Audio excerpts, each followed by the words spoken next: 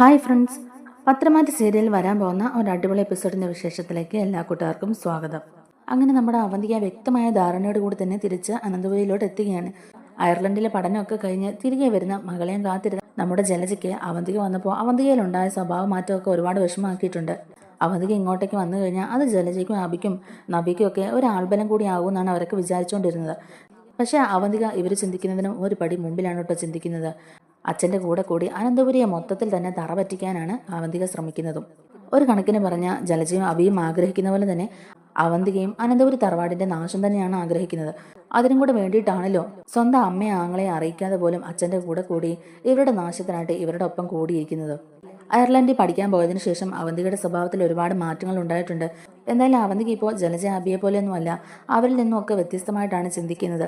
നമ്മുടെ കുടുംബനന്മയ്ക്ക് വേണ്ടിയിട്ട് നമ്മളിൽ ഒരാളായി നിൽക്കുകയാണ് ഇപ്പോൾ അവന്തികയെന്നും അതോടൊപ്പം തന്നെ അബിയുടെയും ജലജയുടെയും പ്രവൃത്തികൾ ഇഷ്ടപ്പെടാതെ അവരെ കുറ്റപ്പെടുത്തുകയൊക്കെ ചെയ്യുന്നുണ്ടെന്ന് എല്ലാവരും തന്നെ വിശ്വസിപ്പിക്കുകയാണ് നമ്മുടെ അവന്തിക. നാഗേന്ദ്രൻ പറഞ്ഞത് പ്രകാരം അവന്തിക അവിടെ അഭിനയിച്ച് തകർക്കുകയാണ്. മുത്തശ്ശനും മുത്തശ്ശിക്കും അതുപോലെ തന്നെ ദേവയാനി, നയന, ആദർശ് എല്ലാവരെയും കയ്യിലെടുക്കാനുള്ള ശ്രമം നടത്തുന്നുണ്ട് നമ്മുടെ അവന്തിക. അനന്തപുരി തറവാടും മോർത്തേസ് ജ്വല്ലറിയും ഒക്കെ തകർച്ചയുടെ വക്കിൽ വന്ന് നിൽക്കുകയാണ്. ആദർശിന്റെ ബിസിനസ്സിലും കാര്യങ്ങളൊക്കെ വന്നിടിവാണ് ഇപ്പോൾ സംഭവിക്കുന്നത്. അതുകൊണ്ട് തന്നെ മുത്തശ്ശനും വല്ലാണ്ടങ്ങ് വിഷമാവുന്നുണ്ട്. ഇതുപോലൊരു സാഹചര്യത്തിൽ കൂടി ഇതിനു മുമ്പ് കടന്നു പോയിട്ടില്ല. ഗൾഫിൽ മാത്രമല്ല ഇവിടെയും അതുപോലെ തന്നെ നമ്മൾ തകർച്ച നേരിട്ടുകൊണ്ടിരിക്കുകയാണ്. എന്ത് ചെയ്തിട്ടാണെങ്കിലും ജ്വല്ലർക്കാരുടെ മുമ്പിൽ നമുക്ക് പിടിച്ചു നിൽക്കാനാകണം. ഇത്രയും നാളും നമ്മളെല്ലാം കഷ്ടപ്പെട്ടതിന്റെ ഫലമായിട്ടാണ് നമ്മുടെ കമ്പനിയെ ഇത്രത്തോളം ഉയർച്ചയിലേക്ക് എത്തിക്കാൻ കഴിഞ്ഞത്. പെട്ടെന്ന് ഒരു ദിവസം ജ്വല്ലർക്കാരുടെ മുമ്പിൽ തലവനിക്കാന്ന് വെച്ചിട്ടുണ്ടെങ്കിൽ അത് നമുക്ക് വല്ലാത്തൊരു മാനക്കേടാകും ആദർശേ. അതുകൊണ്ട് അങ്ങനെ ഒരു സാഹചര്യത്തിലേക്ക് കമ്പനിയെ കൊണ്ടെത്തിക്കരുത്. അങ്ങനെ സംഭവിക്കാതിരിക്കാൻ വേണ്ടിയിട്ടുള്ള കാര്യങ്ങൾ വേണം ഇനി നീ ചെയ്യാൻ. എവിടെയാണോ നമുക്ക് തകർച്ച പറ്റിയത്, എവിടെയാണ് നമുക്ക് പിഴച്ചു പോയെന്നൊക്കെയുള്ളത് കണ്ടെത്തി അവിടുന്ന് തന്നെ നമ്മൾ റീസ്റ്റാർട്ട് ചെയ്യണം. ഇല്ലെങ്കിൽ ഗൾഫിൽ പറ്റിയതുപോലെ തന്നെ ഇവിടെയും സംഭവിക്കും. അങ്ങനെ വന്നാൽ അത് നമ്മുടെ കുടുംബത്തിനും നമ്മുടെ ബിസിനസ്സിൽ ഉണ്ടാക്കാൻ പോകുന്ന നാണക്കേട് എത്രത്തോളം വലുതാണെന്ന് നിനക്ക് ഞാൻ പറയാതെ തന്നെ അറിയാമല്ലോ. അതുകൊണ്ട് നീയും അനിയും കുറച്ചുകൂടെ കാര്യങ്ങളൊക്കെ സീരിയസ് ആയിട്ട് കാണണം. ബിസിനസ്സിൽ ഒരു തകർച്ച ഉണ്ടാകാൻ പാടില്ല ആദർശേ. അതുകൊണ്ട് നീ ഇത് സീരിയസ് ആയി എടുത്തേ പറ്റുള്ളൂ. നമ്മളെക്കുറിച്ചും നമ്മുടെ വീട്ടിലുള്ളവരെക്കുറിച്ചൊക്കെ നന്നായി മനസ്സിലാക്കിയിട്ടുള്ള ആരോ തന്നെയാണ് ജ്വല്ലർക്കാരുടെ കൂടെ ഉള്ളത്.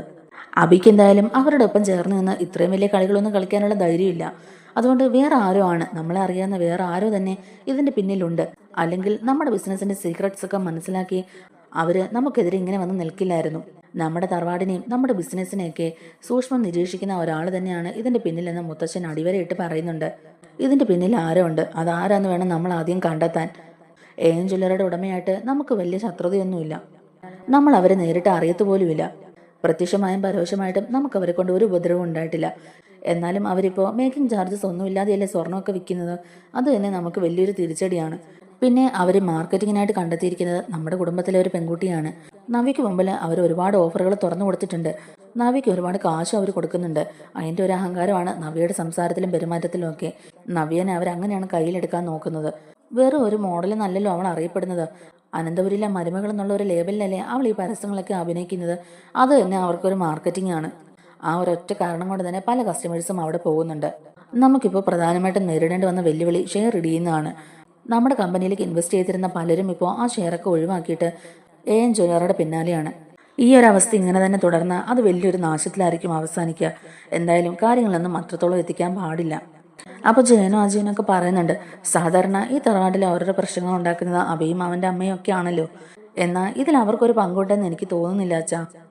ചന്തുമോളുടെ അച്ഛൻ അബിയാണെന്നുള്ള സത്യം നവ്യെ അറിയിക്കാതിരിക്കാൻ വേണ്ടിയിട്ടാണല്ലോ ആദർശ് നയനമോളും ഒക്കെ ഇത്രയും ത്യാഗം ചെയ്യുന്നത്. ആ ഒരു ഔദാര്യം മുതലെടുക്കാൻ നോക്കിയ അബിയും ജലജയൊക്കെ ഏട്ടത്തി നന്നായിട്ട് ശിക്ഷിക്കുന്നുണ്ട്. പലപ്പോഴും നവ്യയുടെ ചോദ്യങ്ങൾക്ക് മുമ്പിൽ ആ ഒരു ഉത്തരം മുട്ടി നിൽക്കുന്ന ഞാൻ കണ്ടിട്ടുണ്ട്. എന്തായാലും ശത്രുക്കളുടെ ഒപ്പം കൂടിയിട്ട് അബിക്ക് എന്തായാലും ഇങ്ങനൊന്നും ചെയ്യാനുള്ള ധൈര്യം കാണില്ല. ജ്വല്ലർക്ക് വേണ്ടിയിട്ട് നവ്യ മോഡലായിട്ട് അഭിനയിക്കാൻ പോകുന്നതിനെ അബി അതിനെ എതിർത്താലും നവ്യ പോയിരിക്കും. നയനമോളെ പോലൊന്നും അല്ലല്ലോ നവ്യ. വ്യക്തമായ കാരണവും തെളിവുകളും ഒന്നും കാണിക്കാതെ അവൾ നമ്മൾ പറയുന്ന ഒന്നും തന്നെ വിശ്വസിക്കാൻ പോകുന്നില്ല.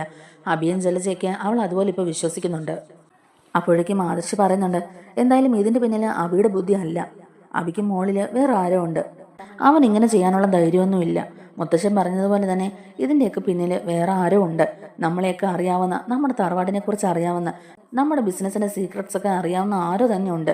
അല്ലാതെ നമ്മുടെ അതേ രീതിയിൽ തന്നെ അവരും ഈ കാര്യങ്ങളൊക്കെ മുന്നോട്ട് കൊണ്ടുപോകണമെന്നുണ്ടെങ്കിൽ അത് നമ്മൾ അറിയുന്ന ആരോ തന്നെ ആയിരിക്കും. അതാരാന്ന് വേണം കണ്ടുപിടിക്കാൻ. അതാണ് നമുക്ക് മുമ്പിലുള്ള വെല്ലുവിളി. എന്തായാലും അടുത്ത സീസണിന് മുമ്പായിട്ട് തന്നെ ജ്വല്ലറിയെ നമ്മൾ തകർത്തിരിക്കും. അതോർത്ത് മുത്തശ്ശൻ സങ്കടപ്പെടേണ്ടി വരില്ല. ഈ പ്രശ്നത്തിന് ഞാൻ ഉറപ്പായിട്ടും പരിഹാരം കണ്ടെത്തിയിരിക്കും എന്നൊക്കെ ആദർശ് മുത്തശ്ശന് വാക്ക് കൊടുക്കുകയാണ്. പിന്നീട് ആദർശ് അനിയെ വിളിച്ചു വരുത്തിയിട്ട് അനിയോടും ഈ കാര്യങ്ങളൊക്കെ സീരിയസ് ആയിട്ട് തന്നെ പറയുകയാണ്. അതിനുശേഷം മേക്കിംഗ് ചാർജസ് ഒന്നും ഇല്ലാതെ തന്നെ അവരെങ്ങനെയാണ് ആളുകളെ അട്രാക്ട് ചെയ്യാനായിട്ട് നോക്കുന്നത് എന്നുള്ള രീതിയിലൊക്കെ അവർ ഒരു അന്വേഷണം തന്നെ നടത്താൻ തീരുമാനിക്കുകയാണ് കേട്ടോ. അതുപോലെ നയനയോടും ട്രഡീഷണൽ ആയിട്ടുള്ളതും മോഡേണും ആയിട്ടുള്ള ഡിസൈൻസ് ഒക്കെ വരയ്ക്കാനും പറയുകയാണ് ആദർശ്. എങ്ങനെ ആയാലും മുത്തശ്ശൻ ഇപ്പോൾ അനുഭവിക്കുന്ന ആ ഒരു വിഷമം അത് നമുക്ക് മാറ്റിയേ പറ്റുള്ളൂ എന്ന് ഇവരോട് പറയുകയാണ്. അങ്ങനെ അനിയുമായിട്ട് നടത്തുന്ന മീറ്റിങ്ങിൽ ആദർശ് പറയുന്നുണ്ട്, AM ജ്വല്ലറിയുടെ MD നമുക്ക് നേരിട്ട് അറിയില്ല, എങ്കിലും അവർ നമ്മൾ തമ്മിൽ ഇതുവരെ യാതൊരു പ്രശ്നങ്ങളും ഇല്ലായിരുന്നു. അവർ നമ്മുടെ ശത്രുക്കളുമല്ല. എന്നാൽ അതിലൊക്കെ ഉപരി നമ്മുടെ എല്ലാ കാര്യങ്ങളും അറിയാവുന്ന നമ്മുടെ തറവാട്ടിലെ നമ്മുടെ ബിസിനസ്സിൻ്റെ എല്ലാ കാര്യങ്ങളും സൂക്ഷ്മം നിരീക്ഷിക്കുന്ന ഒരാൾ അവരെ സഹായിക്കാനായിട്ടുണ്ട്. അങ്ങനെ എൻ്റെ മനസ്സ് പറയുന്നത്. അല്ലാതെ നമ്മുടെ വീക്ക് പോയിന്റും നമ്മുടെ മാർക്കറ്റിംഗ് സീക്രട്ടും ഒക്കെ അവർക്ക് എങ്ങനെ അറിയുന്നേ? മുത്തശ്ശനുമായിട്ട് സംസാരിച്ചപ്പോൾ മുത്തശ്ശനും ഇത് തന്നെയാണ് പറയുന്നത്. AM ജ്വല്ലറിയുടെ MD നമുക്ക് ഒരു മുൻപരിചയമില്ല, അവരുമായിട്ട് നമുക്കൊരു ശത്രുതയും ഇല്ല. പിന്നെയും അവരെങ്ങനെ ഇത്ര പെട്ടെന്ന് നമുക്കൊരു എതിരാളികളായി മുന്നിൽ വന്നു? ഇതിൻ്റെയൊക്കെ പിന്നിൽ എന്തോ ഗൂഢമായ തന്ത്രമുണ്ട്. നമ്മൾ ശരിക്കും അറിയാവുന്ന നമ്മുടെ കാര്യങ്ങളൊക്കെ അറിയാവുന്ന ആരോ ഒരാൾ അവരെ സഹായിക്കാനായിട്ടുണ്ട്, അത് ഉറപ്പാണെന്ന് ആദർശ് പറയുകയാണ് കേട്ടോ. അപ്പോഴേക്കും അനി പറയുന്നുണ്ട്, അബി എന്തായാലും ഇങ്ങനെയുള്ള കാര്യങ്ങൾക്കൊന്നും എടുത്തു ചാടില്ല, അബിക്ക് അതിനുള്ള ധൈര്യമില്ല. പ്രത്യേകിച്ച് ചന്തമോൻ്റെ അച്ഛൻ അബിയാണെന്നുള്ള സത്യം നവ്യേച്ചി അറിഞ്ഞാൽ അവർക്ക് അവിടെ നിലനിൽപ്പില്ലെന്നുള്ളത് അവർക്കറിയാമല്ലോ. അതുകൊണ്ട് അവർ ബിസിനസ്സിൽ കയറി കളിക്കാൻ നിൽക്കില്ലെന്ന് അനി പറയുന്നുണ്ട്. പിന്നെ നവ്യേച്ചിയുടെ മനസ്സിൽ എരിവ് കയറ്റി ഇറക്കി വിടുന്നത് അബിയും ജലജ അപ്പച്ചിയും കൂടെ ആണല്ലോ. അതുകൊണ്ടാണ് വല്യമ്മയെ ഏട്ടത്തിയൊക്കെ അബിയും അപ്പച്ചിയൊക്കെ ഇട്ട് പണിയെടുപ്പിക്കുന്നത്. നവ്യേട്ടത്തെ അവൻ ചൂട് പിടിപ്പിച്ച് വിടുന്തോറും അവനെയും അവൻ്റെ അമ്മേനെയും അവിടെ ഇട്ട് എണ്ണ വരപ്പിക്കുക, ഏട്ടത്തെയും വല്യമ്മയൊക്കെ. എനിക്ക് സംശയം അതൊന്നും അല്ല ഏട്ടാ.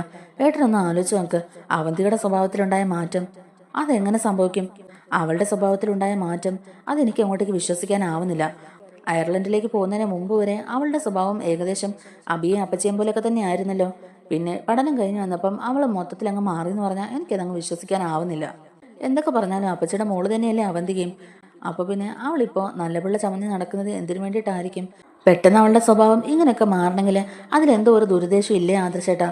ആദർശേട്ടൻ അങ്ങനെ തോന്നിയില്ലേ എന്നിങ്ങനെ ചോദിക്കുമ്പോഴേക്കും ആദർശ് പറയുന്നുണ്ട്, എനിക്ക് പ്രത്യേകിച്ച് അങ്ങനെ തോന്നിയൊന്നും ഇല്ലടാ. അയർലൻഡിലെ പഠനമൊക്കെ കഴിഞ്ഞാൽ അവൾ വന്നപ്പോൾ അവളുടെ സ്വഭാവത്തിൽ കാര്യമായ മാറ്റമുണ്ടെന്ന് എല്ലാവരും പറഞ്ഞു. ഞാൻ സംസാരിച്ചപ്പോഴും എനിക്ക് അങ്ങനെ തന്നെയാണ് തോന്നിയത്. പ്രത്യേകിച്ച് ഒരു കുഴപ്പമുള്ളതായിട്ട് എനിക്ക് തോന്നിയില്ല. അവിയെ അപ്പച്ചിയെ നവ്യനെയൊക്കെ അവളിപ്പോൾ കുറ്റപ്പെടുത്തിക്കൊണ്ടാണല്ലോ നടക്കുന്നത്.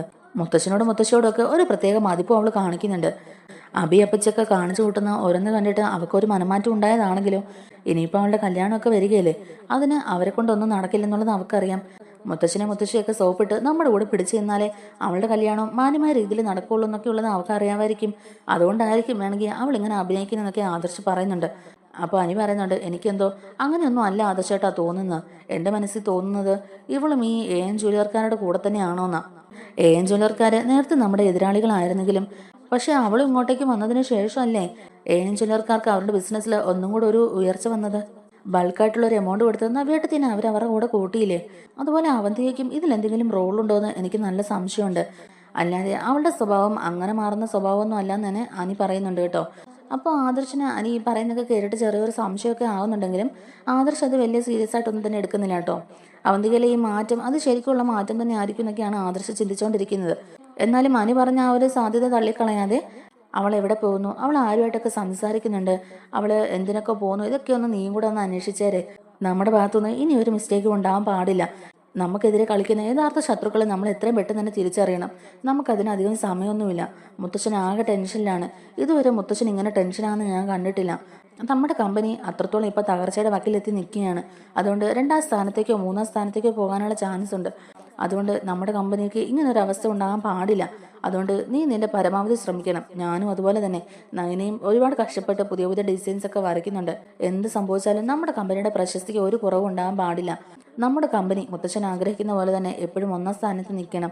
അതുകൊണ്ട് നീ നിന്റെ യുക്തിക്കനുസരിച്ച് എന്താന്ന് വെച്ചാൽ ചെയ്തു എന്നൊക്കെ അനിയോട് പറയുകയാണ് ആദർശ്. അങ്ങനെ നയന ഹാളിൽ ഇരുന്ന് ഡിസൈൻ വരച്ചുകൊണ്ടിരിക്കുകയായിരിക്കും. ഇനിയിപ്പോൾ പുതിയ പുതിയ കുറേ ഡിസൈൻസ് ഒക്കെ വേണമെന്ന് ആദർശ് പറഞ്ഞല്ലോ. അതുകൊണ്ട് തന്നെ ട്രഡീഷണലായിട്ടും മോഡേണും ആയിട്ടുള്ള കുറേയധികം ഡിസൈൻസ് വരച്ച് കൂട്ടുകയാണ്. ആ ഒരു സമയത്താണ് കേട്ടോ അനി ഓഫീസിൽ നിന്ന് വരുന്നത്. അനി ഓഫീസിൽ നിന്ന് വരുമ്പോഴേക്കും നയനെ കാണുകയാണ്.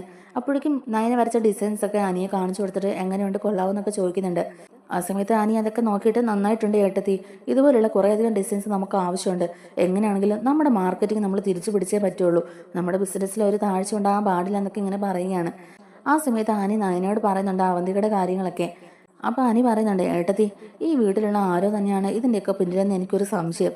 ഞാനത് ആദർശേട്ടനോട് സൂചിപ്പിച്ചായിരുന്നു. ആദർശേട്ടൻ ഏട്ടത്തിയോട് എന്തെങ്കിലും പറഞ്ഞായിരുന്നോ എന്നിങ്ങനെ ചോദിക്കുമ്പോഴേക്കും ഇല്ല അനി, ആദർശേട്ടൻ അതേക്കുറിച്ച് ഒന്നും തന്നെ സംസാരിച്ചില്ല. ആദർശേട്ടൻ ഇപ്പം വല്ലാത്തൊരു ടെൻഷനിലാണ്, വല്ലാത്തൊരു മാനസികാവസ്ഥയിലാണ്. അതുകൊണ്ട് ആദർശേട്ടൻ അതിനെക്കുറിച്ചൊന്നും സംസാരിച്ചില്ല. അല്ല, ആരെയാ നിനക്ക് സംശയം? അബിയാണോ, അബിയുടെ അമ്മയാണോ എന്നിങ്ങനെ ചോദിക്കുമ്പോഴേക്കും അനി പറയുന്നുണ്ട്, അല്ല ഏട്ടത്തി, എനിക്ക് അവരെയല്ല സംശയം.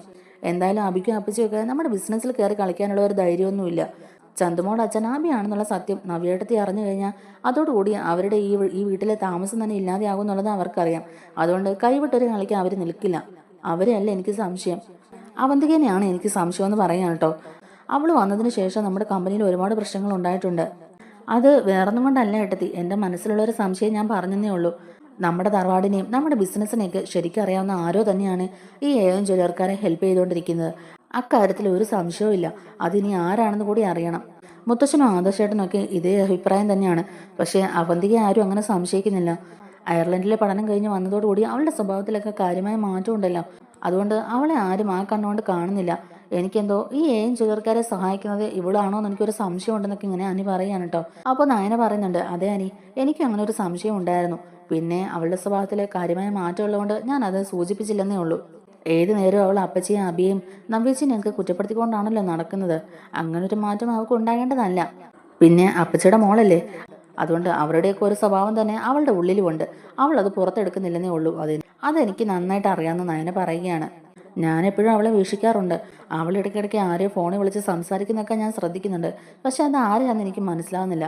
മിക്കപ്പോഴും അവൾക്കൊരു കോള് വരുമ്പോഴേക്കും അവൾ റൂമിനകത്ത് കയറി കഥ അടയ്ക്കും. അവളുടെ ആ ഒരു പെരുമാറ്റത്തിൽ എനിക്ക് ചെറിയ സംശയങ്ങളൊക്കെ തോന്നാറുണ്ടെന്നും പറയുകയാണ്. അപ്പം അനി പറയുന്നുണ്ട്, അങ്ങനെയാണെങ്കിൽ അവളെ സൂക്ഷിക്കണം ഏട്ടത്തി.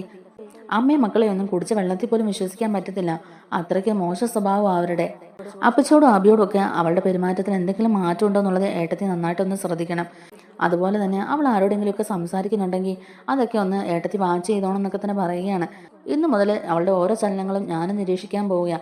അവൾ ഇടയ്ക്കിടയ്ക്ക് പുറത്തു പോകാറുണ്ടല്ലോ, അതിനി ആരെങ്കിലും കാണാൻ വേണ്ടിയിട്ടാണോ, അതോ ഇനി അവൾക്ക് വല്ല ബോയ് ഫ്രണ്ടും ഉണ്ടോ എന്നൊക്കെ ഇങ്ങനെയുള്ള രീതിയിൽ സംശയത്തോടെ പറയുകയാണ് അനിയും. എന്തായാലും ഇതിനകത്ത് എന്തോ പുകഞ്ഞു നീറുന്നുണ്ട് ഏട്ടത്തി. അത് എത്രയും പെട്ടെന്ന് തന്നെ കണ്ടുപിടിക്കണം. അത് കണ്ടുപിടിച്ചില്ലെങ്കിൽ നമ്മളൊക്കെ വലിയൊരു തകർച്ച നേരിടേണ്ടി വരും. അങ്ങനെ ഒരു അവസ്ഥ എന്തായാലും ഈ തറവാട്ടിൽ ഉണ്ടാവില്ല. അതിന് ഞാനും ആദർശേട്ടനും സമ്മതിക്കില്ല എന്നൊക്കെ തന്നെ അനി അവിടുന്ന് പറഞ്ഞിട്ട് പോവുകയാണ്.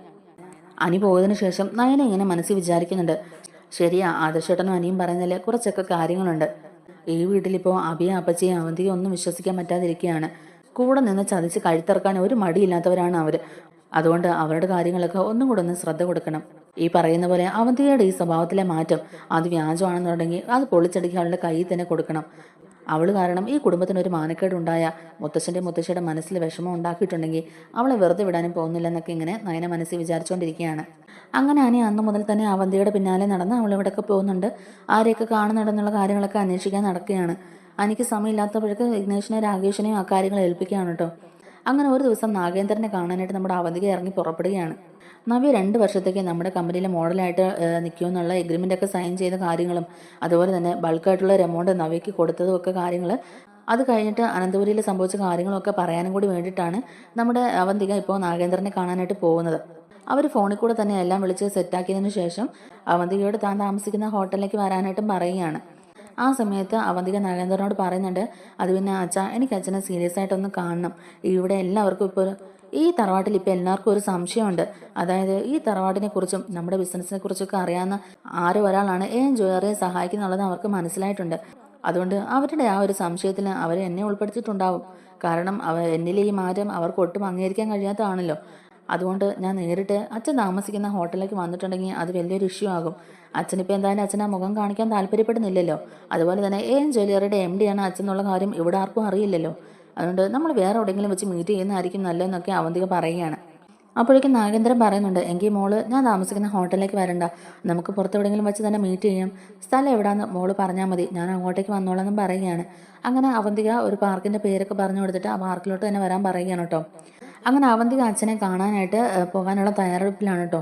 അപ്പോൾ അവന്തിക ഇങ്ങനെ റെഡി ആയിട്ട് ഇറങ്ങുമ്പോഴേക്കും ദേവയാനിയും ജലജയും നയനയും ഒക്കെ കൂടിയിട്ട് ചോദിക്കുന്നുണ്ട് എവിടെ പോകാമെന്നൊക്കെ. ആ ഒരു സമയത്ത് എൻ്റെ ഒരു ഫ്രണ്ടിനെ കാണാൻ പോവുകയാണ്. എൻ്റെ ഒരു ക്ലാസ്മേറ്റാണ്, ഞാൻ വന്നതിന് ശേഷം അവളെ പോയി കണ്ടേയില്ല, അതുകൊണ്ട് അവളെ കാണാൻ പോകാമെന്നൊക്കെ പറഞ്ഞുകൊണ്ട് തന്നെയാണ് കേട്ടോ അവന്തിക അവിടെ നിന്ന് ഇറങ്ങുന്നത്. അവന്തിക്ക് അങ്ങനെ ക്ലാസ്മേറ്റിനെ കാണാൻ പോകാമെന്നൊക്കെ പറഞ്ഞിട്ട് ഇറങ്ങുന്നുണ്ടല്ലോ. ആ ഒരു സമയത്ത് നയനെ വിളിച്ചിട്ട് ഈ കാര്യങ്ങളൊക്കെ അനിയോട് പറയുകയാണ്. അപ്പോൾ അവന്തി ഇതുപോലൊരു ക്ലാസ്മേറ്റിനെ കാണാനെന്നും പറഞ്ഞ് ഇവിടുന്ന് ഇറങ്ങിയിട്ടുണ്ട്. എന്തായാലും എങ്ങോട്ടേക്കാണ് പോകുന്നതെന്നൊന്നും അവൾ പറഞ്ഞില്ല. ക്ലാസ്മേറ്റിനെ കാണാൻ പോകാമെന്ന് മാത്രമേ പറഞ്ഞിട്ടുള്ളൂ. അതുകൊണ്ട് അവളെ ഒന്ന് നിരീക്ഷിച്ചോണം എന്നൊക്കെ അനിയോട് പറയുകയാണ് കേട്ടോ. ആ ഒരു സമയം കൊണ്ട് തന്നെ അനി വിഘ്നേഷിനെയും രാകേഷിനെയും വിളിച്ചിട്ട് പറയുന്നുണ്ട്, എടാ എനിക്ക് കമ്പനിയിൽ ഒരുപാട് പണി തീർക്കാനുണ്ട്, എനിക്ക് എന്തായാലും ഇപ്പം പുറത്തോട്ട് വരാൻ കഴിയില്ല, എനിക്ക് വേണ്ടിയിട്ട് നിങ്ങളൊരു ഹെൽപ്പ് ചെയ്യണം. അബിയുടെ അനിയത്തി ഉണ്ടല്ലോ അവന്തിക അയർലൻഡിലെ പഠനമൊക്കെ കഴിഞ്ഞ് നാട്ടിലേക്ക് തിരിച്ചെത്തിയിട്ടുണ്ട്. അതുകൊണ്ട് അവൾ എവിടെയാണ് പോകുന്നത്, ആരെയെ കാണുന്നത് എന്നൊക്കെയുള്ളത് ഒന്ന് അന്വേഷിക്കണമായിരുന്നു. ഇപ്പം എന്തായാലും ഒരു ഫ്രണ്ടിനെ കാണാനെന്നും പറഞ്ഞ് അവൾ വീട്ടിൽ നിന്ന് ഇറങ്ങിയിട്ടുണ്ട്. നിങ്ങൾ എനിക്ക് വേണ്ടിയിട്ട് ഒരു ഹെൽപ്പ് ചെയ്യാവോ, അവൾ എവിടെയാണ് പോകുന്നത്, ആരെയും കാണുന്നതെന്നൊക്കെ ഉള്ളത് നിങ്ങളൊന്ന് നിരീക്ഷിക്കാമോ എന്നൊക്കെ ചോദിക്കുകയാണ്.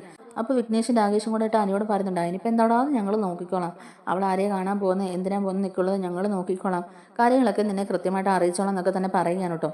എനിക്ക് ഒരുപാട് പണി അവിടെ കമ്പനിയിൽ ചെയ്ത് തീർക്കാനുണ്ട്, അതുകൊണ്ട് തന്നെ ഞാൻ ബിസിയാണ്. അങ്ങനെ വിഘ്നേഷും രാകേഷും കൂടെ അവന്തിക ഫോളോ ചെയ്ത് പോവുകയാണ്. അവന്തിക ഒരു പാർക്കിലോട്ടാണ് പോകുന്നത് മനസ്സിലാക്കിയിട്ട് അനിയോട് വിളിച്ച് പറയുന്നുണ്ട്, എടാ അളിയ അവളൊരു പാർക്കിൽ വന്ന് ആരെയോ വെയിറ്റ് ചെയ്തിരിപ്പുണ്ടെന്ന് പറയുക. അപ്പോൾ അനി പറയുന്നുണ്ട്, നിങ്ങൾ അവിടെ തന്നെ നിന്നോ, അവൾ ആരെയാണ് കാണുന്നത്, അവളെ പിക്ക് ചെയ്യാൻ ആരെങ്കിലും വരുന്നുണ്ടോ എന്നുള്ള കാര്യങ്ങളൊക്കെ നിങ്ങളൊന്ന് നോക്കിക്കോണേ, പറ്റുമെങ്കിൽ നിങ്ങളൊരു ഫോട്ടോ എടുത്ത് എനിക്ക് അയച്ചു തരണം എന്നൊക്കെ തന്നെ പറയുകയാണ്. അങ്ങനെ അവർ രണ്ടും കൽപ്പിച്ച് അവളെ വീക്ഷിച്ച് അവിടെ നിൽക്കുകയാണ്. ആ ഒരു സമയത്താണ് അങ്ങോട്ടേക്ക് ഒരു ആഡംബര കാറ് വരുന്നത്.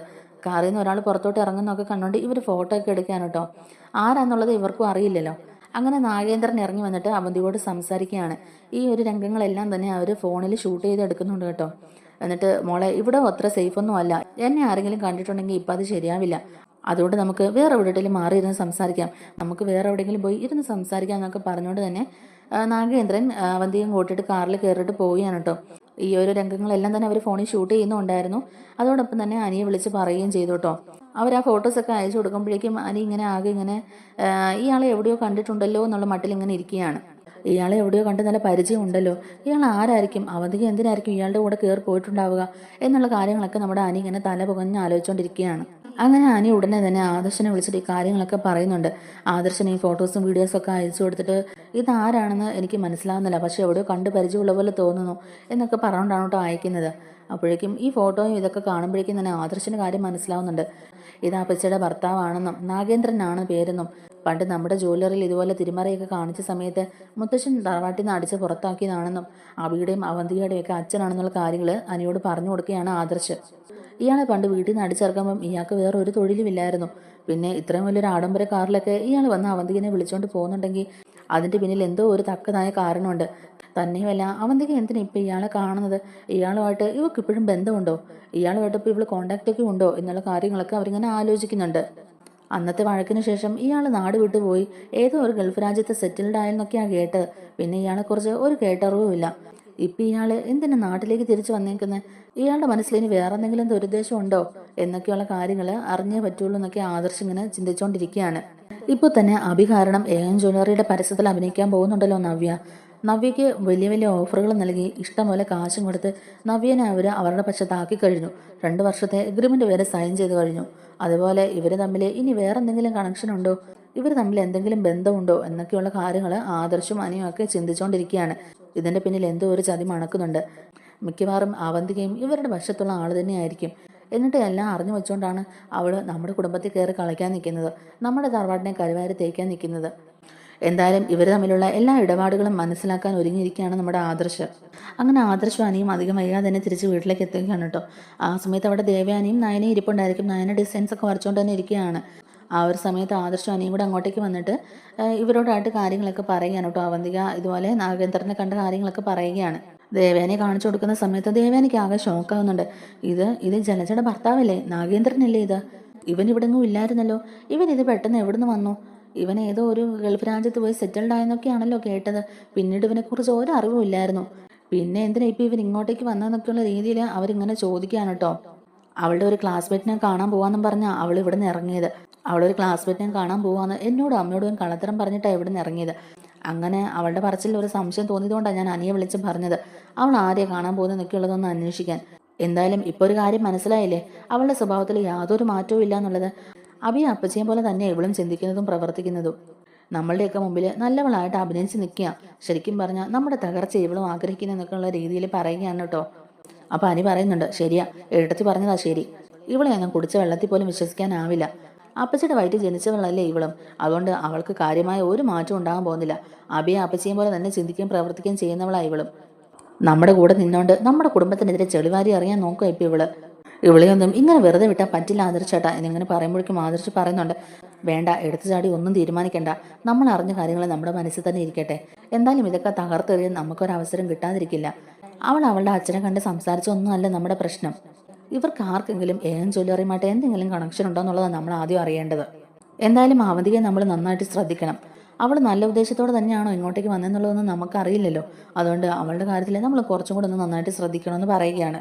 ആ സമയത്ത് നയന പറയുന്നുണ്ട്, എന്തായാലും നമ്മുടെ ജ്വല്ലറിയിലെ തകർച്ചയ്ക്ക് പിന്നിൽ ഇവരൊക്കെ ഉണ്ടെങ്കിൽ പിന്നെ ഇവരെയൊക്കെ വെറുതെ വിടാൻ പാടില്ല ആദർശേട്ടാ. ഇവരെയൊക്കെ നല്ലൊരു പാഠം തന്നെ പഠിപ്പിക്കണം. അബിയുടെ അച്ഛൻ ഇത്ര നാളുമില്ലാതെ ഇപ്പം നാട്ടിലേക്ക് വന്നിട്ടുണ്ടെങ്കിൽ അതിനൊരു പ്രത്യേക കാരണം ഉണ്ടായിരിക്കുമല്ലോ. ഇത്രയും വർഷങ്ങളായില്ലേ ഇവിടുന്ന് പോയിട്ട്. അയാൾ ഇതുവരെ നാട്ടിലേക്ക് തിരിച്ചെത്തിയിട്ടില്ലല്ലോ. പിന്നെ ഇപ്പം മാത്രം അയാൾ തിരിച്ച് നാട്ടിലേക്ക് വന്നത് എന്താ? പണ്ട് ഇതുപോലെ ജ്വല്ലറിയിൽ ഒരുപാട് തിരിമറികൾ നടത്തി ഒരുപാട് കള്ളക്കളികളൊക്കെ കളിച്ചുകൊണ്ടാണല്ലോ മുത്തച്ഛൻ അയാളെ ഇവിടുന്ന് ആട്ടിയിറക്കി വിട്ടത്. ആ ഒരു പകയും ദേഷ്യമൊക്കെ അയാളുടെ മനസ്സിലും ഉണ്ടാവും. ആദ്യം ജ്വല്ലറിക്കാരുമായിട്ട് ഇവർക്കൊക്കെ എന്തെങ്കിലും കണക്ഷൻ ഉണ്ടോ എന്ന് ആദ്യം അന്വേഷിക്കണം. നവ്യയ്ക്ക് വലിയ വലിയ ഓഫറുകളും ബൾക്കായിട്ടുള്ള കാശും കൊടുത്ത് അവളെ അവർ കയ്യിലെടുത്തു. അതുപോലെ ഇനിയും അവർ അനന്തപുരിയിലുള്ള ഓരോരുത്തരും കയ്യിലെടുക്കാൻ ശ്രമിക്കും. അതുകൊണ്ട് നമ്മൾ രണ്ടും കൽപ്പിച്ച് തന്നെ മുന്നോട്ട് പോകണം. സത്യസന്ധത നമ്മൾ ഒരിക്കലും കൈവിടാൻ പാടില്ല. നമ്മുടെ മുത്തച്ഛൻ എങ്ങനെയാണോ ഈ കാര്യങ്ങളൊക്കെ ഫേസ് ചെയ്തിരുന്നത് അതുപോലെ തന്നെ നമ്മളിവിടെ ഉറച്ച തീരുമാനത്തോട് കൂടി തന്നെ കാര്യങ്ങളെ ഫേസ് ചെയ്യാനുള്ള മനക്കരുത്ത് ആർജിക്കണം. ഈ പ്രാവശ്യം എന്ത് ചെയ്തിട്ടാണെങ്കിലും നമുക്കിവിടെ തോൽക്കാൻ പാടില്ല. നമ്മൾ ജ്വല്ലറിക്കാരുടെ മുന്നിൽ തന്നെ നിൽക്കണം. മുത്തച്ഛനെ ഇതിന്റെ പേരും പറഞ്ഞ് നിരാശപ്പെടുത്താനോ സങ്കടപ്പെടുത്താനോ എനിക്ക് ആവില്ല. അതുകൊണ്ട് അവധിയെ നന്നായിട്ട് ശ്രദ്ധിക്കണം. നമ്മുടെ തറവാട്ടിൽ നിന്നുകൊണ്ട് നമുക്കെതിരെ കളിക്കുന്ന ശത്രുക്കളെ നമ്മൾ തന്നെ തിരിച്ചറിയുക ചെയ്യണം എന്നൊക്കെ ആദർശ് പറയുകയാണ്. അങ്ങനെ അവന്തിക നാഗേന്ദ്രനായിട്ട് നേരിട്ട് സംസാരിക്കുന്നതും കൂടിക്കാഴ്ച നടത്തുന്നതുമൊക്കെ നമ്മുടെ അനിയും ആദർശമൊക്കെ കണ്ടുപിടിക്കുകയാണ്. ഇവരറിഞ്ഞ കാര്യങ്ങളൊക്കെയും ജയനോടും അജയനോടും മുത്തശ്ശനോടും ഒക്കെ ആയിട്ട് ഇവർ ഡിസ്കസ് ചെയ്യാൻ കേട്ടോ. ആ സമയത്ത് ആദർശ് അവരോടൊക്കെ ആയിട്ട് പറയുന്നുണ്ട്, ഇനിയിപ്പോൾ ഏഞ്ചലറുടെ കൂടെ കൂടി ഇവർ നമുക്കെതിരെ കരിവാരി തേക്കാൻ ഇറങ്ങിയിരിക്കുകയാണോ? എന്നെ ഗൾഫിൽ വെച്ച് കൊടുക്കാൻ നോക്കിയതിൻ്റെ പിന്നിൽ ഇവർക്ക് എന്തെങ്കിലും പങ്കുണ്ടോ? ഇവരുടെ കൈകളും അതിലുണ്ടോ എന്നൊക്കെയുള്ള രീതിയിൽ ആദർശ് ഇങ്ങനെ സംശയിച്ച് പറയുകയാണ്. അപ്പോഴേക്കും അനി പറയുന്നുണ്ട്, അങ്ങനെ എന്തെങ്കിലും ആകാനേ ചാൻസ് ഉള്ളൂ ആദർശേട്ടാ. അല്ലാതെ നമ്മളോട് ആർക്കും അങ്ങനെ പ്രത്യേകിച്ച് ശത്രുതയൊന്നുമില്ല. നമ്മൾ ആരെയും ഉപദ്രവിക്കാനും പോയിട്ടില്ല. നേരായ മാർഗത്തിൽ ബിസിനസ് ചെയ്ത് മുന്നോട്ട് പോകുന്നവരാണ് നമ്മൾ. അതുകൊണ്ട് നമ്മളോട് അങ്ങനെ പ്രത്യേകിച്ച് ശത്രുത കാണിക്കേണ്ട ആവശ്യം ആർക്കും ഇല്ല എന്നൊക്കെ അനി പറയുന്നുണ്ട്. എന്തായാലും ഒരു കാര്യം ഉറപ്പാ, അവന്തിക ഇവിടെ വന്നേ പിന്നെയാണ് ഈ പ്രശ്നങ്ങളൊക്കെ ഇത്രയും കൂടിയിട്ടുള്ളത്. അവന്തിക തിരികെ വന്നതിന് ശേഷം അവളുടെ സ്വഭാവത്തിലുണ്ടായ മാറ്റം അതാരും കാര്യമായിട്ട് എടുക്കണ്ട. അവൾക്ക് പ്രത്യേകിച്ച് ഒരു മാറ്റം ഉണ്ടായിട്ടില്ല എന്ന് തന്നെ എൻ്റെ മനസ്സ് പറയുന്നത്. അവൾ അവളുടെ അച്ഛനെ വിളിക്കുന്നുണ്ടെന്നും ഇടയ്ക്കിടെ കൂടിക്കാഴ്ച നടത്തുന്നുണ്ടെന്നുള്ള കാര്യങ്ങളൊന്നും എന്തായാലും അബിയും അപ്പച്ചിയൊന്നും അറിഞ്ഞിട്ടുണ്ടാവില്ല. അല്ലെങ്കിൽ അവരുടെ സംസാര ഭാവത്തിൽ നിന്ന് തന്നെ നമുക്കതൊക്കെ മനസ്സിലാകുമായിരുന്നല്ലോ. അപ്പച്ചിയെ ഒരിക്കലും അയാൾ അംഗീകരിക്കാൻ പോകുന്നില്ല. അന്ന് മുത്തശ്ശൻ തറവാട്ടിൽ നിന്ന് അയാളെ ആട്ടിയിറക്കി വിട്ട സമയത്ത് പോലും അപ്പച്ചി അയാളുടെ കൂടെ പോകാനോ അയാളുടെ കൂടെ ജീവിക്കാനോ തയ്യാറായില്ലല്ലോ. സ്വന്തം കാര്യം നോക്കി സ്വന്തം ജീവിതം സേഫ് ആക്കണമെന്നുള്ള ഒരൊറ്റ ഉദ്ദേശത്തിലല്ലേ അപ്പച്ചി അന്ന് ഇവിടെ പിടിച്ചു നിൽക്കാൻ നോക്കിയത്. എന്തായാലും അവർ തമ്മിൽ അങ്ങനെ ഒരു ബന്ധമോ ഒന്നും ഉണ്ടാവില്ല എന്നൊക്കെ തന്നെ അനി പറയുകയാണ് കേട്ടോ. ആ സമയത്ത് അപ്പോഴേക്കും ആദർശ് പറയുന്നുണ്ട്, അതങ്ങനെ ആകാനേ ചാൻസ് ഉള്ളൂ. അല്ലെങ്കിൽ തന്നെ അപ്പച്ചിയുടെ അബിയുടെയൊക്കെ സ്വഭാവത്തിന് അയാൾ ഒത്തുപോവില്ല. നമ്മൾ അങ്ങനെ അതിനെ ഉപേക്ഷ വിചാരിച്ചാലും അവർ ഒരു സമയത്ത് ഒറ്റക്കെട്ടാകാനുള്ള ചാൻസ് ഉണ്ട്. എന്തൊക്കെ പറഞ്ഞാലും അവർ അച്ഛനും അമ്മയും മക്കളും ഒക്കെ അല്ലേ. അതുകൊണ്ട് ഇനി പ്രശ്നങ്ങളൊക്കെ സോൾവ് ചെയ്ത് ഒന്നിച്ചാലും നമുക്ക് പ്രത്യേകിച്ച് കുഴപ്പമൊന്നുമില്ല. ഞാൻ പറഞ്ഞതേ ഉള്ളൂ, അങ്ങനെ ഒരു സാധ്യതയുണ്ടെന്ന് ആദർശ് അവരോട് പറയുക കേട്ടോ. അപ്പം കാണുന്നവനെ അപ്പാന്ന് വിളിക്കുന്ന കൂട്ടത്തിൽ അബിയും അപ്പച്ചിയും ഒക്കെ ഉള്ളത്. എന്തായാലും അവർക്ക് അങ്ങനെ ഒരു മനമാറ്റമൊക്കെ സംഭവിക്കാനുള്ള സാധ്യതയുണ്ട്. ആ സമയത്ത് അനി പറയുന്നുണ്ട്, അത് ശരിയാ ആദർശേട്ടാ, അങ്ങനെയുള്ള സ്വഭാവം അവരുടേത്. എന്തായാലും ഇപ്പോൾ കാര്യങ്ങളൊക്കെ മനസ്സിലാക്കാൻ സാധിച്ചല്ലോ. അങ്ങനെ മുത്തശ്ശന് ഈ കാര്യങ്ങളൊക്കെ അറിയുമ്പോൾ മുത്തശ്ശനും അതൊരു ഷോക്കാവുന്നുണ്ട്. കാരണം ഇത്രയും നാളും അവനെക്കുറിച്ച് ഒരു വിവരവും ഇല്ലായിരുന്നല്ലോ. പെട്ടെന്ന് അവൻ നാട്ടിലേക്ക് വന്നിട്ടുണ്ടെങ്കിൽ അതിന് പിന്നിൽ എന്തോ ഒരു ഉദ്ദേശം ഉണ്ടെന്നുള്ളത് മുത്തശ്ശനും മനസ്സിലാക്കിയാണ്. അങ്ങനെ ആദർശവും അനിയും കൂടെ അവന്തികയുടെ പിന്നാലെ ഒരു അന്വേഷണം നടത്തിയതും അവന്തിയെക്കുറിച്ചുള്ള കൂടുതൽ കാര്യങ്ങൾ മനസ്സിലാക്കിയതും എല്ലാം തന്നെ മുത്തശ്ശനോട് പറയുകയാണ്. അപ്പോഴേക്കും മുത്തശ്ശനോട് ആദർശം പറയുന്നുണ്ട്, മുത്തശ്ശ, അത് പിന്നെ നമ്മൾ വിചാരിക്കുന്നതിനപ്പുറം ആ കാര്യങ്ങളുടെ പോക്കൊന്നും അത്ര നല്ല രീതിയിലല്ല എന്ന് പറയുക. അവന്തികയുടെ കാര്യത്തിൽ ഞങ്ങൾക്കൊരു സംശയം ഉണ്ടായിരുന്നു. അവന്തിക ഇങ്ങോട്ടേക്ക് വന്നേ പിന്നെ എന്തൊക്കെയോ ഒരു ദുരൂഹത ഞങ്ങൾക്ക് തോന്നിയിരുന്നു. അതുകൊണ്ട് അവൾ അറിയാതെ തന്നെ അവളുടെ പിന്നാലെ ഒരു അന്വേഷണം ഞങ്ങൾ നടത്തുന്നുണ്ടായിരുന്നു. അങ്ങനെ അനി ഇന്ന് അവളുടെ പിന്നാലെ പോയപ്പോൾ കണ്ടുപിടിച്ച ഒരു കാര്യമായത്. മുത്തശ്ശൻ ഇതൊന്ന് കണ്ടു നോക്കിക്കേ എന്നും പറഞ്ഞുകൊണ്ട് തന്നെ അവന്തികയും അവന്തികയുടെ അച്ഛനും കൂടെ മീറ്റ് ചെയ്യുന്ന ഭാഗങ്ങളൊക്കെ കാണിച്ചു കൊടുക്കുകയാണ് മുത്തശ്ശനെ. അങ്ങനെ മുത്തശ്ശൻ അവന്തികയും നാഗേന്ദ്രനും കൂടെ സംസാരിക്കുന്ന ആ ഒരു വീഡിയോ ഒക്കെ കാണുമ്പോഴേക്കും വല്ലാത്തൊരവസ്ഥയിലേക്ക് ആവുകയാണ് കേട്ടോ. മുത്തശ്ശൻ എന്നിട്ട് പറയുന്നുണ്ട്, എന്തായാലും ഞാനിത് പ്രതീക്ഷിച്ചതായിരുന്നു. ഇത്ര പെട്ടെന്ന് ഇങ്ങനെ ഒരു കൂടിക്കാഴ്ച നടക്കുമെന്ന് ഞാൻ വിചാരിച്ചില്ല. എന്തായാലും ഈ പ്രശ്നങ്ങൾക്കൊക്കെ ഇടയിലേക്ക് ഇങ്ങനൊരു പ്രശ്നം കൂടി വരുമെന്നും ഞാൻ വിചാരിച്ചല്ല എന്നൊക്കെ മുത്തശ്ശൻ പറയുന്നുണ്ട്. ആ സമയത്ത് ആദർശ് പറയുന്നുണ്ട്, അതേ മുത്തശ്ശ, നമ്മൾ ഇതൊട്ടും തന്നെ പ്രതീക്ഷിച്ചതല്ല. ഇപ്പം അവളുടെ സ്വഭാവത്തിലുണ്ടായ മാറ്റം ഉണ്ടല്ലോ, അത് നമുക്ക് ഒട്ടും വിശ്വസിക്കാനാവില്ല. അവളും എന്തൊക്കെയോ മനസ്സിൽ കരുതിക്കൂട്ടി തന്നെ ഇങ്ങോട്ടേക്ക് വന്നിട്ടുള്ളത്. ഇയാളുമായിട്ട് ഇവൾക്ക് നേരത്തെ മുതലേ കണക്ഷൻ ഉണ്ടായിരുന്നു, നേരത്തെ മുതലേ ഫോൺ വിളിയും കാര്യങ്ങളൊക്കെ ഉണ്ടായിരുന്നെന്നാണ് എനിക്ക് തോന്നുന്നത്. അല്ലെങ്കിൽ ഇയാൾ ഇപ്പോൾ നാട്ടിലേക്ക് വരേണ്ട ആവശ്യമൊന്നും ഇല്ലായിരുന്നല്ലോ. ഇത്രയും നാളും ഇവരുമായിട്ട് പിണങ്ങി ഒരു ബന്ധവും ഇല്ലാതെ കഴിഞ്ഞിരുന്ന ആളല്ലേ. പെട്ടെന്ന് ഇങ്ങനെ വരണം തുടങ്ങി അതിന് പിന്നിൽ എന്തോ ഒരു ദുരുദ്ദേശമുണ്ട്. അപ്പോൾ അനു പറയുന്നുണ്ട്, അത് പിന്നെ മുത്തശ്ശ, എനിക്ക് തോന്നുന്നത് എന്താന്ന് വെച്ചാൽ ഈ അബിയുടെ അച്ഛനും ഏഞ്ചലിയറും തമ്മിൽ എന്തോ ഒരു കണക്ഷൻ ഉള്ള പോലെ എനിക്ക് ഫീൽ ചെയ്യുന്നു. എനിക്കങ്ങനെ തോന്നുന്നതാണ്. സത്യം എന്താണെന്നുള്ളത് നമുക്കറിയില്ല. എൻ്റെ മനസ്സ് അങ്ങനെ പറയുന്നു എന്നിങ്ങനെ അനു പറയുകയാണ് കേട്ടോ. അപ്പോൾ ആദർശം പറയുന്നുണ്ട്, അതെ, എനിക്കും അങ്ങനെ തോന്നിയായിരുന്നു. അയാളുടെ മനസ്സിൽ നമ്മളോട് ഇപ്പോഴും ശത്രുതയുണ്ടല്ലോ. അത്രത്തോളം പകയും അയാളുടെ മനസ്സിലുണ്ട്. പണ്ടൊരിക്കലും അയാൾ ചെയ്ത തെറ്റുകൾ ചൂണ്ടിക്കാട്ടി മുത്തശ്ശൻ ഇവിടുന്ന് അയാളെ ആട്ടിയിറക്കി വിട്ടതല്ലേ, ആ ഒരു ദേഷ്യവും പകയും അയാളുടെ മനസ്സിൽ ഇപ്പോഴും ഉണ്ട്. പക്ഷെ അതിന്റെ പിന്നിൽ ഒരു യാഥാർത്ഥ്യം ഉണ്ടെന്നുള്ള കാര്യം അയാൾ മനസ്സിലാക്കിയില്ല. അതുകൊണ്ട് ജുവലർക്കാരുടെ കൂടെ കൂടി നമ്മളെ കരുവാരി തേക്കാൻ, നമ്മുടെ കുടുംബം തന്നെ താറുമാറാക്കാൻ അയാളും ശ്രമിക്കുന്നുണ്ടോ എന്ന് എനിക്ക് സംശയമുണ്ടോ എന്ന് തന്നെ ആദർശ് പറയുകയാണ്. അപ്പം മുത്തശ്ശൻ പറയുന്നുണ്ട്, അതെ, ഇതിന്റെ പിന്നിൽ എന്തൊക്കെയോ ഗൂഢതന്ത്രങ്ങളുണ്ട് മോനെ, അത് നമ്മൾ മനസ്സിലാക്കണം. അല്ലാതെ നമ്മൾ കളത്തിലിറങ്ങി കളിച്ചതുകൊണ്ട് മാത്രം ഒരു കാര്യമില്ല. നമ്മുടെ വീക്ക് പോയിന്റുകളും നമ്മുടെ ബിസിനസിന്റെ കാര്യങ്ങളും എല്ലാം അറിയുന്ന ഒരാൾ തന്നെയാണ് ഇതിന്റെ പിന്നിലെന്ന് ഞാൻ പറഞ്ഞില്ലേ.